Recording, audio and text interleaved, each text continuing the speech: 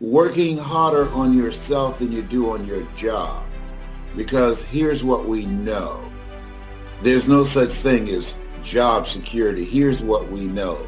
The impact of the coronavirus on your ability to stay employed, the impact of the coronavirus has been devastating. Devastating. And this is a time that you have to look at you. You have to learn something new, something that you love, and something that you can get training and coaching on from someone who's experienced and trained in that area to accelerate your growth and credibility and development so that you can have something else going for you other than a job. I want to help you do that. And for those of you who are already there and want to do what those young people do, I like what the young folks, they talk about BYOB, be your own boss. If you're ready, I want you to put voice in the comment section. Put voice in the comment section. I've been thinking about what I'm going to share with you today. And I've been tracing my tracks. People are always asking me, what did you do differently than others, the thousands of other speakers out here that allowed you to become a national and an international voice of motivation and greatness? And part of the process is I decided I wanted something new for myself. I wanted something new for my family. And I wanted to be able to control my own destiny. I didn't want to be a volunteer victim. We've been conditioned, we've been trained for a job. Things have changed. You got to be an entrepreneur now. You want to create something that you can control. You want to create and have something that you determine how much you're worth, not somebody else determining that.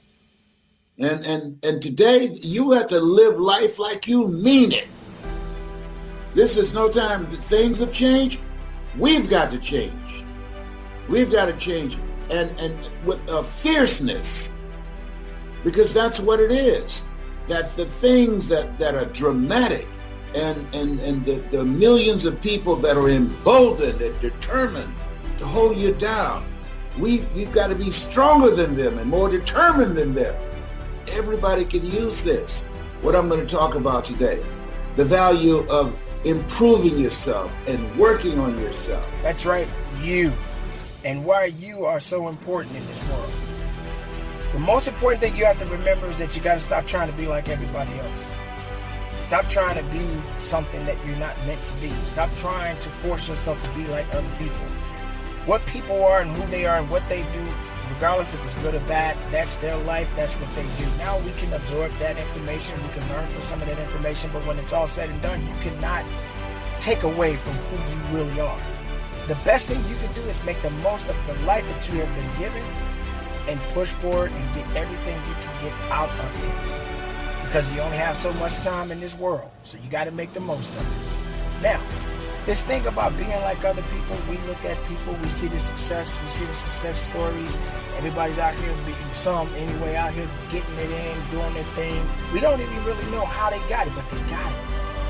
But that doesn't necessarily mean that that's for you. You are here in this world for some kind of a reason, some kind of a purpose. Now, what do you do with it? We all want success, but at what cost?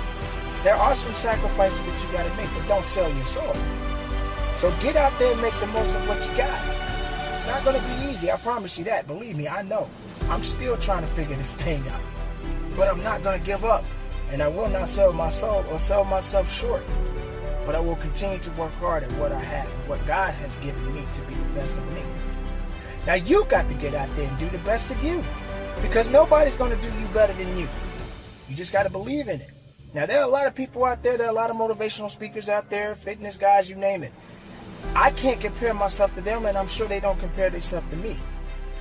All I can do is be the best of me. Will I make it? I'm looking forward to making it. Am I hopeful? Absolutely. But how much hope can I have? It's all about the doing part and the faith that I have to have. And that's what's going to get me to where I need to be. Will it be easy? Absolutely not. How long it's going to take? Don't know. But I'm still here, and I'm living, and I'm breathing, and I got to keep moving forward. And that's exactly what you got to do. So don't give up on your dreams. Don't give up on the reality that you have a purpose in this world. Keep working hard. Dedicate yourself as best you can. Be the best makeup of yourself. Remember, you are here for a reason. Nobody's going to do you better than you. And you were made for who you are. The work ethic's a big thing, man. Beat the sun up, that's one thing. You know, there's not a formula. It's like, what do you have to do to build a work ethic? Beating the sun up, it's just you'll never feel bad because you beat the sun up. I don't care. You bitch about it the whole morning, all the way up until you finally wake up, and you're gonna be like, man, I'm sure glad this was awesome. There's something happens before suns come up that is different, the most different part of the day. It makes you feel good about yourself at the end of the day. On victories, I see so many people get sucked into their own victories. And because their work ethic's broken, they don't keep working. They're like, oh, pat on the back. I got my deal. Let's go, let's take a vacation. And you see the destruction of these people. You know, Tom Brady wins the Super Bowl. He that night he's preparing for the next one. The work ethic is just, of all the top people, are so severe. So should be something. It's a great first question. Could be a whole book. Because one of the things, and the last thing I'll say on this is, this helps me, by the way, just you asking me this, really, the whole thing helps me. The work ethic thing is, it's also so that you start pushing whoever you're in a space with and you're competing with, you know, you want to do some flexing.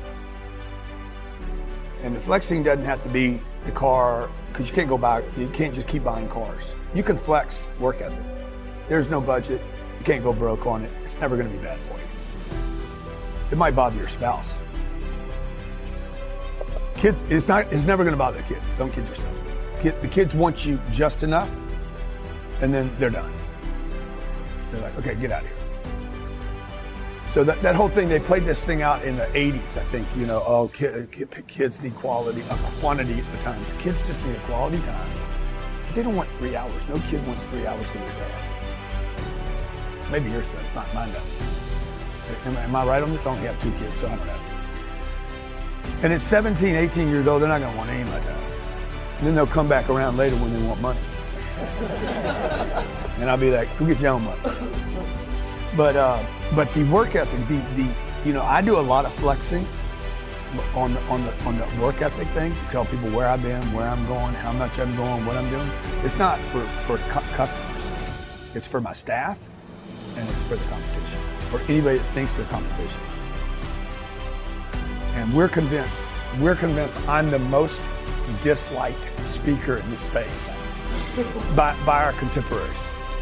If the person is entrepreneurial and they ask me this question, I always tell them, you know, you've got to take care of your kids, you've got to pay the bills. And I said, but, you know, tell me when you work. And they tell me, well, you know, I work, 9 to 5 or 8 to 5 and I'm exhausted. And everything else. I said, well, what are you doing with the other 8 hours? Because that's what I did. I worked as a janitor all night long, middle of the night, everything else. I could compress time there because it was based on results, not time. So if I could do a great job in shorter time, I had that time. But then, you know, what I start doing between, 7 o'clock at night and 2 in the morning, which is pretty much the time I worked, that's when I was developing myself, getting the skills, learning, educating, starting the business. So I think people just have to realize it's a gut-wrenching process. It's not, entrepreneurship is not for everybody. Most people fail in entrepreneurship. The vast majority fail. 96% in 10 years, but what happens after 10 years? All clear sailing after that? Anybody remember Lehman Brothers? They ran a century. They had gross revenues over a century of more than $1 trillion with a T dollars. That's what went through their bank accounts over that century, and they're gone. So I don't think it's right for everybody. I think you have to really be clear, is your personality the right personality if you're going to begin in this area? And then if you're going to work for somebody else, you can still become financially free, but that means you got to stop being a consumer and become an owner under entrepreneurs. You want to own businesses, right?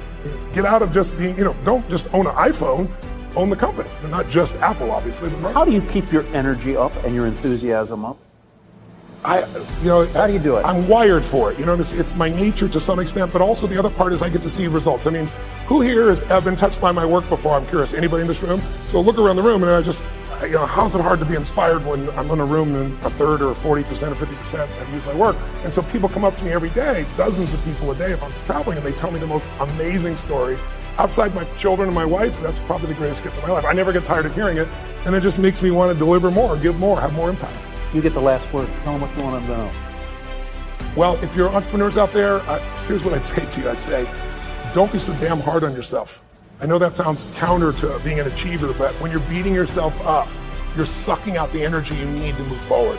It's kind of like, I always tell people there's so much energy, and I've built mine. I do a lot of things to build my energy to be incredibly strong and have really strong endurance, because to me, energy is life.